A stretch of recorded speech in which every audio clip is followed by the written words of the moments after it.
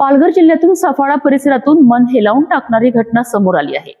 मुसळधार पावसामुळे घरात पुराचं पाणी शिरल्यानंतर एका महिलेचा मृतदेह तब्बल 2 तास घराच्या छतावर ठेवण्याची वेळ कुटुंबियांवर आली आहे। रस्ते पाण्याखाली, स्मशानभूमी जलमय आणि प्रशासनापुढेही अडचणी। मृत्यूनंतरही या कुटुंबियांची वेदना संपली नाही। नेमकं काय घडलं आहे बघूया। पालघर जिल्ह्यातील केडवे येथील देवी पाड्यात ही हृदयद्रावक घटना घडली आहे। 55 वर्षीय अनसुया लिलकाया याची प्रकृती अचानक बिघडल्याने त्यांना रुग्णालयात दाखल करण्यात आलंय। मात्र उपचारादरम्यान त्यांचा दुर्दैवी मृत्यू झालाय।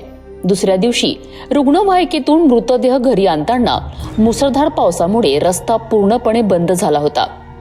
त्यामुळे नातेवाईकांना गुडघाभर पाण्यातून मृतदेह खांद्यावर घेऊन घरापर्यंत आणावं लागलं। मात्र खरी परीक्षा त्यानंतर सुरू झाली। गावातील स्मशानभूमीही पुराच्या पाण्याखाली गेल्याने अंत्यसंस्कार करणे अशक्य झालेत। घरातही पुराचं पाणी शिरू लागलं। पाण्याची पातळी वाढत असल्याने मृतदेह वाहून जाण्याची भीती निर्माण झाली।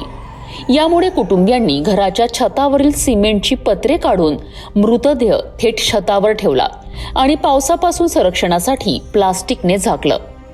तब्बल 2 तास कुटुंबीय छतावरच मृतदेहाजवळ थांबून राहिलेत। पाण्याचा प्रवाह कमी झाल्यानंतर ग्रामस्थांच्या मदतीने मृतदेह खाली आणण्यात आला आणि मोठ्या प्रयत्नानंतर अंत्यसंस्कार पार पडलेत। या घटनेने पूरग्रस्त भागातील नागरिकांना भेडसावणाऱ्या अडचणी आणि आपत्कालीन व्यवस्थेतील मर्यादा पुन्हा एकदा समोर आल्या आहेत। या घटनेबद्दल तुमचं मत काय, आम्हाला कमेंट करून नक्की सांगा। अशाच ताज्या बातम्यांकरिता सिटी न्यूजला लाईक, शेअर आणि सबस्क्राईब करायला विसरू नका। पालघरमधील ही घटना प्रत्येकाला अस्वस्थ करणारी आहे। नैसर्गिक आपत्तीसमोर प्रशासन आणि व्यवस्था किती असह्य ठरू शकते याचं हे अत्यंत वेदनादायी उदाहरण मानलं जात आहे।